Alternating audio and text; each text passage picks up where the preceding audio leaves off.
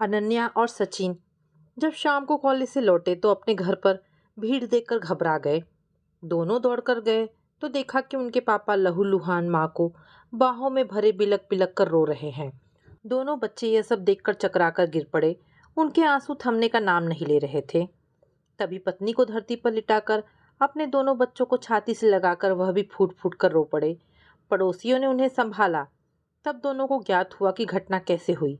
पड़ोस की कुछ महिलाएं रोज मिलकर सब्जी भाजी लेने मार्केट जाती थीं। गृहस्थी का सब सामान लाद कर ले आती। उस दिन भी 3 महिलाएं सामान खरीदकर ऑटो से लौट रही थी, तभी पीछे से बस ने टक्कर मार दी। सामान का बैग पकड़े दीपिका किनारे बैठी थी। वह झटके से नीचे गिर पड़ी। उधर सिटी बस दीपिका को रौंदती हुई आगे निकल गई। बीच सड़क पर कोहराम मच गया। दीपिका ने क्षण भर में प्राण त्याग दिए। पुलिस आई, केस बना। प्रकाश को फ़ोन किया और वह दौड़े आए। उनकी दुनिया उजड़कर समय अपनी गति पर चल रहा था, परंतु गृहस्थी की गाड़ी का एक पहिया टूटकर सब अस्त व्यस्त कर गया। माँ तो अनन्या से अब तक कुछ भी काम नहीं कराती थी, परंतु अब उसके कंधों पर पूरी गृहस्थी का भार आ पड़ा। कुछ भी काम करे तो 4 आंसू पहले रो लेती। न पढ़ाई में मन लगता, न अन्य किसी काम में। न ढंग का खाना बना पाती, न खा पाती। शरीर कमज़ोर हो चला था। तब उन्होंने अपने ऑफिस के दोस्तों से कहकर एक साफ सुथरी खाना बनाने में औरत अंजू को काम पर रख लिया था। चौका, बर्तन, झाड़ू, पोछा और कपड़े धोने के पहले से ही कमलाबाई रखी हुई थी। प्रकाश कंपनी में उच्च पद पर अधिकारी थे। अभी उम्र के 48 वसंत ही पार कर पाए थे कि यह पत्नी बिछो ले बैठे। सब पूर्ति हो गई थी, नहीं हुई थी तो पत्नी की।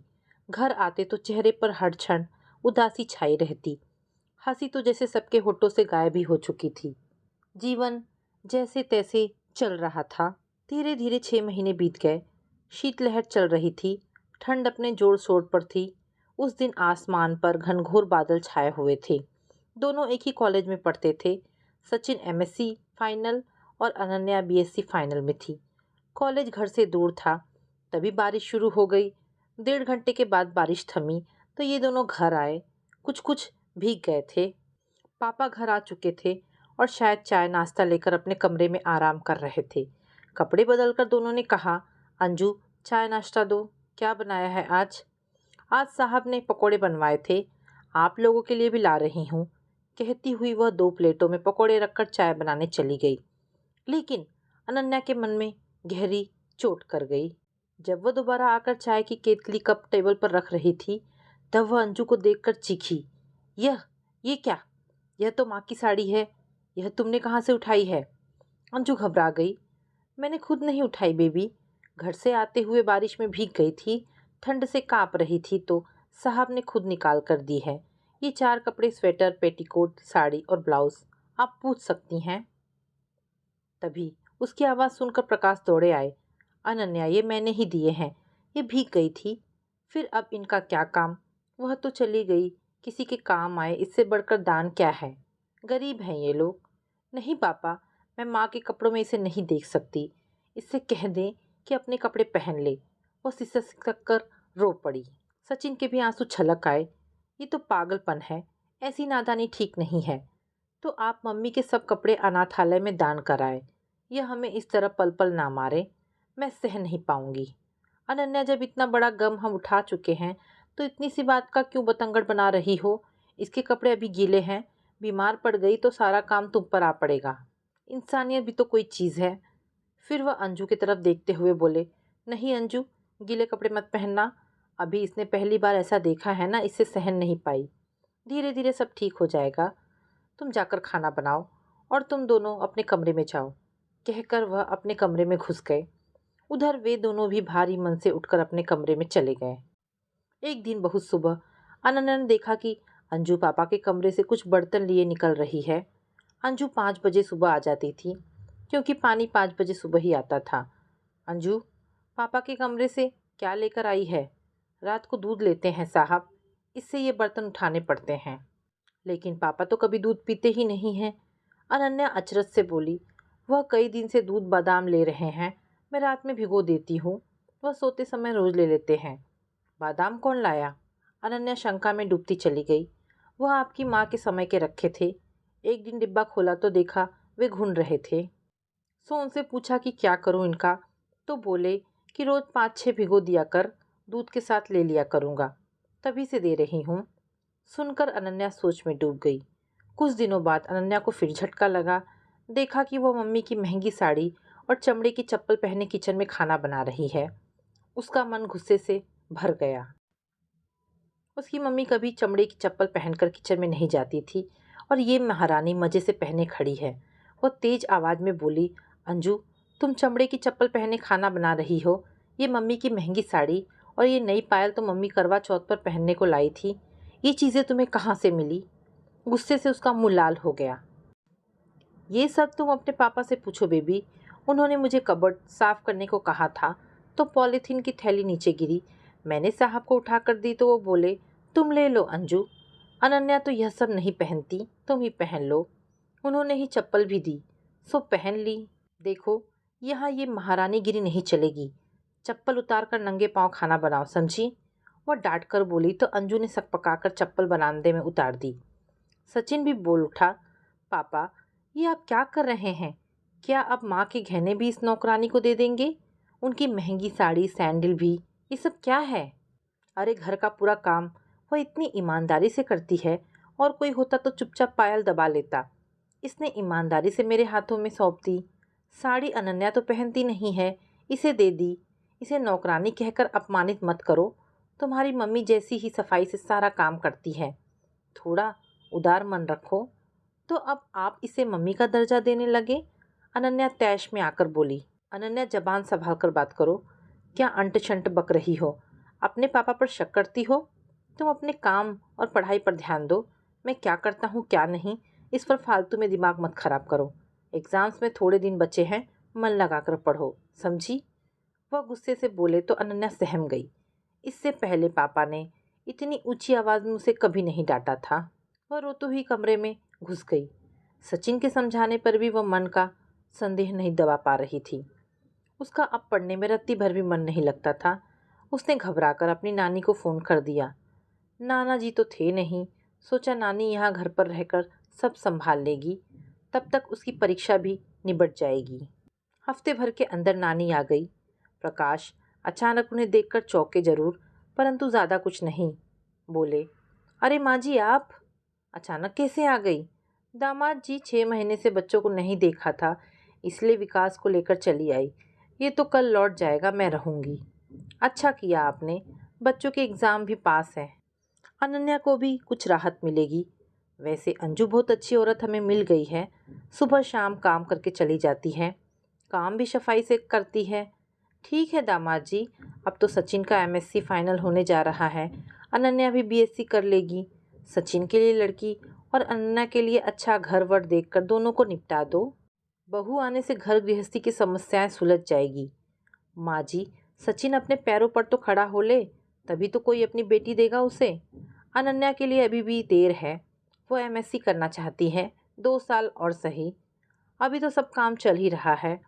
ठीक है दामाद जी, जैसा तुम चाहो, पर एक बात और ध्यान दो, दीपिका के सब सोने चांदी के गहने लॉकर में रख दो। घर पर रखना ठीक नहीं है। तुम तीनों घर से बाहर रहते हो, बड़े शहरों में चोरियां बहुत होती हैं, इसीलिए कह रही हूँ। हाँ, ये ठीक कहा आपने, अब बैंक में लॉकर ले ही लूँगा। बहुत बार कहने पर भी वह लापरवाही बरतते रहे। तब कबर्ड के लॉकर की चाबी अपने पास रखने लगी थी अनन्या, जब से उसने अंजू के पैरों में माँ की पायल देखी थी। तभी दोनों भाई बहनों ने बैंक में चुपचाप एक लॉकर लेकर सारे गहने उसमें रख दिए। पापा से इसकी चर्चा नहीं की, सोचा वक्त आने पर बता देंगे। बस कुछ नकली गहने ही उन्होंने घर पर छोड़ रखे थे। नानी 2 महीने के बाद चली गई। अनन्या ने कंप्यूटर क्लास ज्वाइन कर ली। इससे वह पापा के नानी के साथ जाने के आग्रह को टाल गई। सचिन भी एमबीए करने लगा। उस दिन अनन्या लौट आई थी, क्योंकि उसके सर के किसी निकट रिश्तेदार की मृत्यु हो गई थी। घर आकर उसे आश्चर्य हुआ, क्योंकि अंजू घर पर मौजूद थी, जबकि घर की दूसरी चाबी केवल पापा के पास रहती थी। अरे, आज तुम समय से पहले कैसे आ गई? वो पूछ बैठी। साहब आ गए हैं ना, उनकी तबीयत कुछ ठीक नहीं है। वह कुछ घबराहट में अटक अटक कर बोली। तो तुम्हें किसने बतलाया कि उनकी तबीयत ठीक नहीं है? क्या पापा तुम्हें लेने गए थे तुम्हारे घर?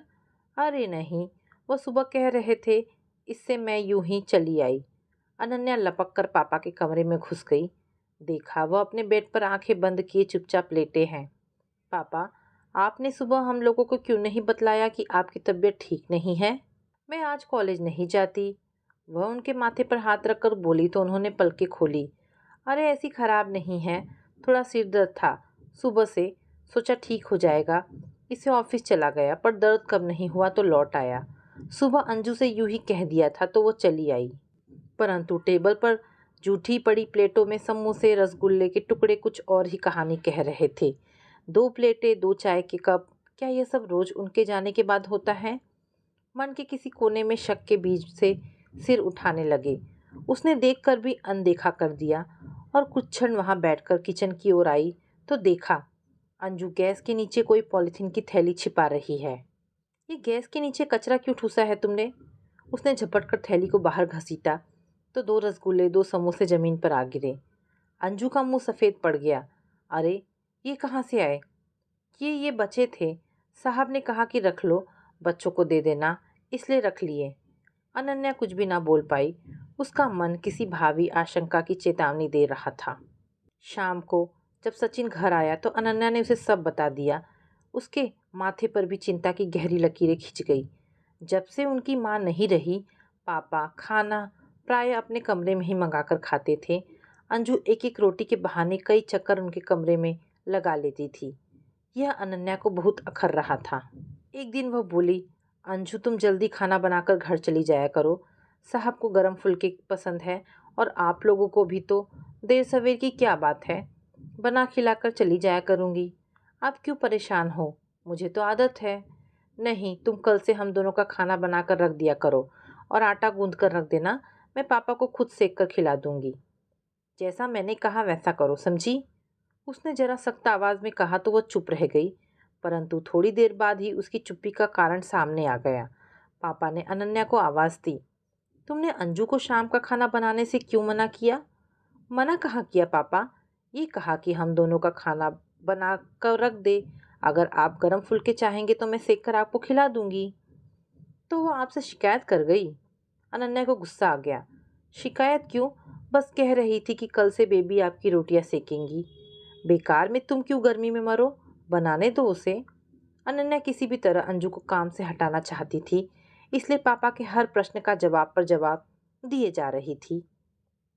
पापा, पसीने से तरबतर पता नहीं रोज नहाती भी है या नहीं, पास से निकलती है तो बदबू मारती है। अब तो मैंने उसे मना कर ही दिया है, आप उससे कुछ ना कहे।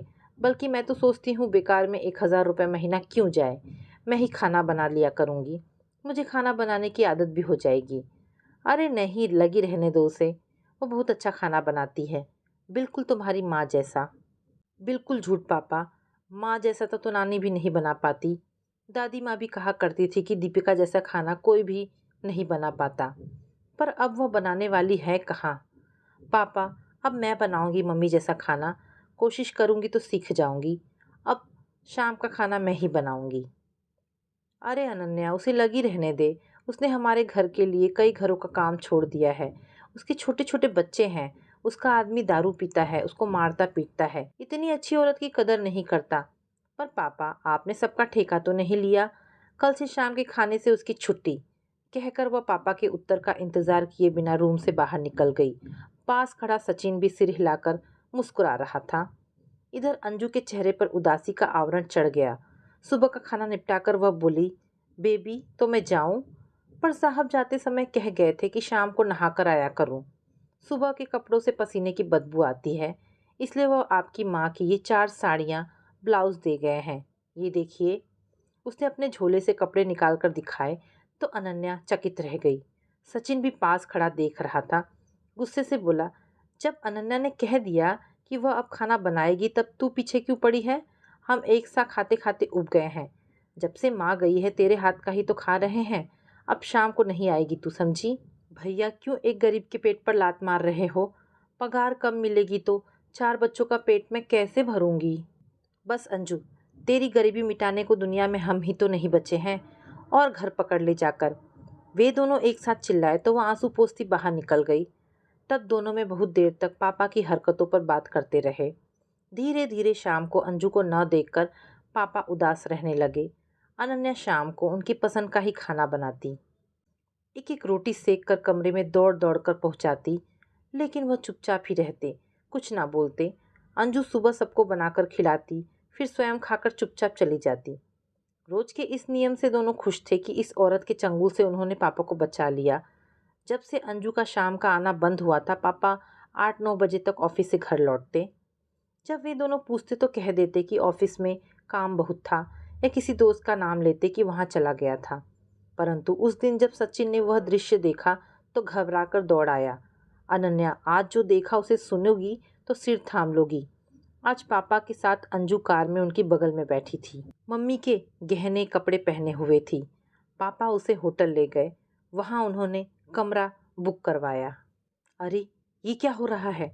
पापा इतने गिर जाएंगे, कभी सपने में भी नहीं सोचा था। अब हम क्या करें? वह सिर पकड़कर कुर्सी पर बैठ गई और फूट फूट कर रोने लगी। घबरा मत अनन्या, रोने से क्या होगा? कोई रास्ता सोचो जिससे इस औरत से पापा को बचा सकें। भैया, असली गहने तो सब बैंक में हैं, यहाँ तो आर्टिफिशियल ही हैं। क्या वही दे दिए पापा ने? मैं कबर्ड का लॉकर देखती हूँ। वह आंसू पोंछती हुई दौड़ी। लॉकर खोलकर देखा तो स्तब्ध रह गई। डब्बे खाली पड़े थे, गहने गायब थे। अच्छा किया जो गहने बैंक में रखाए, वरना सब चले जाते। दोनों ने चैन की सांस ली। भैया, आपके दोनों खास दोस्तों से बात करें, संभव है पापा उनकी बात मान जाएंगे।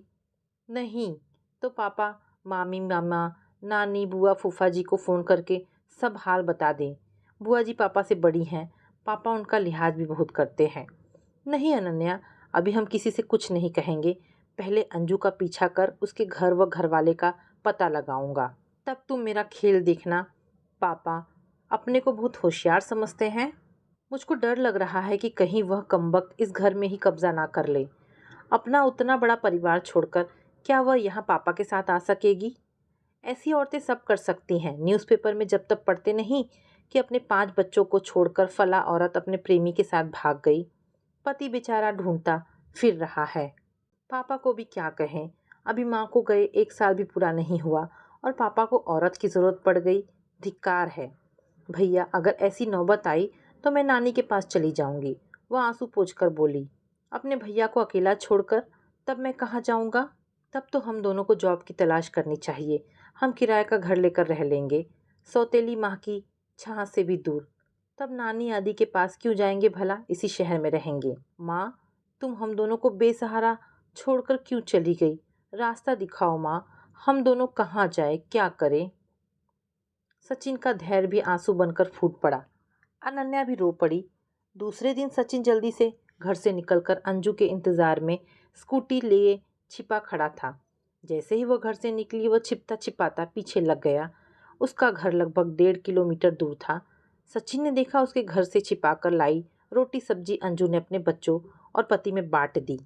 बच्चे खाकर यहाँ वहाँ खेलने निकल गए और जल्दी से अपने घर का काम निपटाकर अंजू अपने घर वाले के जाते ही सज धज कर निकली। सचिन उसके पीछे पीछे चलता रहा। वह मेन मार्केट में जाकर खड़ी हो गई। थोड़ी देर बाद पापा गाड़ी लेकर आए। अंजू लपक कर कार में बैठ गई। कार उसी होटल की ओर बढ़ी। वे दोनों फिर उसी होटल में जा पहुँचे। सचिन लौट आया। दूसरे दिन अंजू के घर से निकलते ही वह उसके पति सुरेश के पीछे लग गया। घर से जब वह दूर आ गया तब स्कूटी उसके सामने करके खड़ा हो गया। सुनो भैया, हमारे यहाँ ढेरों सामान इकट्ठा है, हमें बेचना है। कहाँ है आपका घर? वो खुश होकर बोला। वह है दूर, अब आज नहीं कल ले चलूँगा। वह अंजू तुम्हारी घरवाली है? हाँ, तुम कैसे जानते हो? वह बोला। वो हमारे घर के पास ही काम करती है, इसलिए जानता हूँ। इस टाइम वो कहाँ जाती है? वह किसी साहब के यहाँ जाती है, नौकर है वहाँ। परंतु मैंने तो उसे एक साहब के साथ बड़े होटल में जाते देखा है। कब? कहाँ? वह आंखें फाड़कर बोला। वह तो सज धज कर रोज जाती है। चलो तुम्हें दिखाओ। बिना कुछ सोचे समझे वह ठेला एक तरफ फेंक कर उसके साथ हो लिया। रास्ते भर सचिन नमक मिर्च लगाकर ढेरों बातें बताता चला गया। सुनकर वह गुस्से से पागल हो गया। उधर ऊपर 109 नंबर कमरा खटखटाओ, साहब के साथ अंजू जरूर मिलेगी। एक बात और, मेरा जिक्र किसी से मत करना। यही कहना कि मैंने तुम्हें कार में बैठे देखा था, तभी से पीछा करते यहाँ आया हूँ। हाँ भैया, यही कहूँगा। आज मैं उसकी हालत बनाकर रखूँगा। कहती थी खाना बनाने जाती हूँ। इतना ही नहीं, ढेर सारी गद्दी भद्दी गालियाँ बकता हुआ वह कमरे की ओर बढ़ रहा था। सचिन एक कुर्सी पर बैठकर आने वाले तूफान का इंतज़ार करने लगा। उसे अधिक इंतज़ार नहीं करना पड़ा। ऊपर से घसीटते मारते गालियों की बौछार करते वह अंजू को नीचे ले आया। चारों ओर भीड़ जुटने लगी। तभी पुलिस भी आ पहुंची। पीछे पीछे भीड़ थी। थोड़ी देर की हुज्जत के बाद सचिन ने देखा कि पुलिस वाले पापा का कॉलर पकड़े उन्हें धकियाते नीचे घसीटते ला रहे हैं। पापा का मुंह शर्म से लाल हो गया था, पर उसे दया नहीं आई। पुलिस वाले गालियों की असभ्य भाषा में उन्हें झिंझोड़ रहे थे। शायद वह ऊपर से खासी मरम्मत करके लाए थे। पुलिस वाले ने एक झन्नाटेदार थप्पड़ अंजू के मुंह पर भी दे मारा। उसके मुंह से चीख निकल गई, मुंह से खून बह आया। उसे देखकर पापा पर घड़ों पानी पड़ गया। शर्म से सिर झुकाए वह पुलिस का हाथ झटक कर कार की ओर बढ़े। तभी सुरेश ने पीछे से उनका कॉलर पकड़ा। ए साहब, मैं ऐसे ही नहीं छोड़ूंगा तुम्हें। मेरी औरत की इज्जत लूटी है तुमने। मैं इसकी डॉक्टरी टेस्ट कराऊंगा। समझा क्या है तुमने? छोड़ कॉलर। पहले तू अपनी औरत को संभाल, फिर बात कर। जब वह राजी है तो दूसरों को दोष क्यों देता है? तुमने क्यों बहकाया मेरी घरवाली को? पहले उससे पूछ, वह क्यों बहकी? साहब, आपको थाने चलना पड़ेगा। पुलिस वाले ने बाह पकड़कर खींचा। भीड़ बढ़ती जा रही थी। वह किसी तरह फंदे से निकलकर कार स्टार्ट कर भाग छूटे। लोग चिल्लाते ही रह गए। इधर सचिन भी स्कूटी स्टार्ट करके घर की ओर रवाना हो गया। आते ही उसने अनन्या को पूरी घटना बयान कर डाली। सुनकर अनन्या का मन जहाँ खुश था, वहीं पापा के न आने से दोनों ने रात आंखों ही में काटी। वे दोनों उनके मोबाइल पर भी बात नहीं कर पाए। दूसरे दिन ना अंजू आई ना पापा। सचिन छिपकर अंजू के घर के चक्कर लगा आया। वह घर पर जैसे कैद थी। सुरेश दरवाजे पर पहरा लगाए बैठा था। पर जब 3 दिन तक पापा का कुछ पता न लगा तो दोनों घबराकर सब रिश्तेदारों को फ़ोन कर दिए। तुरंत ही सब घबराकर दौड़ आए। घर आकर सब चिंता में पड़ गए। सचिन ने अपनी चतुराई की रत्ती भर चर्चा नहीं की। वह पापा की व परिवार की नज़रों में पाक साफ रहना चाहता था। अनन्या ने भी मुंह नहीं खोला। वे लोग न्यूज़पेपर में ऐड देने की सोच रहे थे कि मुंबई से फ़ोन आया कि वे मुंबई आदि शहर घूमकर घर लौट रहे हैं। सुनकर सबका चेहरा खुशी से खिल उठा। जब वह वापस आए किसी ने कुछ नहीं पूछा। सचिन भी ऐसा बना रहा जैसे उसे कुछ मालूम ही नहीं। वे दोनों अपने पापा को वापस अपने बीच पाना चाहते थे, शर्मिंदा करना नहीं चाहते थे। पापा के चेहरे पर भी पश्चाताप साफ नजर आ रहा था। सबको देखकर वह न हैरान हुए न परेशान। ये जरूर बतलाया कि उन्होंने अपना ट्रांसफ़र दूसरे शहर में करा लिया है। वे जल्दी ही यहाँ से रिलीव होकर चले जाएंगे। तभी एक दिन बुआ ने पास बैठकर गंभीर स्वर में कहा, प्रकाश, अगर तू चाहे तो कहीं किसी विधवा या तलाकशुदा औरत से बात चलाएं। पेपर में विज्ञापन देने से ढेरों शादी के रिश्ते आ सकते हैं। अरे नहीं दीदी, अब इसकी ज़रूरत नहीं है। दीपिका की याद क्या अभी दिल से निकल सकेगी? अब तो सचिन और अनन्या के लिए सोच रहा हूँ। दोनों को अच्छे मैच मिल जाए तो घर आबाद हो जाएगा। सचिन को बिजनेस में डालने की सोच रहा हूँ। जब तक इसका बिजनेस जमेगा अनन्या भी एमएससी कर लेगी। अब यहाँ मेरा मन नहीं लगता, ना इन बच्चों का लगता है। क्यों सचिन? हाँ पापा, अब यहाँ नहीं रहेंगे। दोनों चहक उठे थे। तभी उन्होंने अकेले में सचिन से पूछा, सचिन, तुमने उस दिन की घटना किसी से बताई तो नहीं? सचिन को समझते देर न लगी कि पापा ने उस दिन उसे घटना वाली जगह पर देख लिया था। बिना घबराए वह बोला, नहीं पापा, मेरी तो समझ में नहीं आया था कि यह क्या हो रहा है। मैं तो रोज की तरह उधर से गुजर रहा था कि झगड़ा और शोर सुनकर उधर आ गया। पता नहीं अंजू किसके साथ थी। नाम आपका लग गया। जो हो गया उसे भूल जाइए पापा। नए शहर में नया माहौल और नए लोग होंगे। आप यहाँ का सब भूल जाए तो अच्छा है। इज्जत आबरू बची रहे, यही सबसे बड़ी बात है। उसे विश्वास हो गया कि पापा को जो ठोकर लगी है वह जिंदगी भर के लिए एक सबक है। सुबह का भूला घर आ गया था। और कहते भी हैं कि अगर सुबह का भूला शाम को घर आ जाए तो उसे भूला नहीं कहते। तो दोस्तों, ये कहानी यहाँ पर समाप्त होती है। आशा करती हूँ कहानी आपको पसंद आई होगी। अगर कहानी पसंद आई है तो प्लीज़ इसे लाइक एंड शेयर करें। दोस्तों, ऐसी ढेरों पारिवारिक और शिक्षाप्रद कहानी सुनने के लिए मेरे चैनल को प्लीज़ सब्सक्राइब करें। धन्यवाद दोस्तों।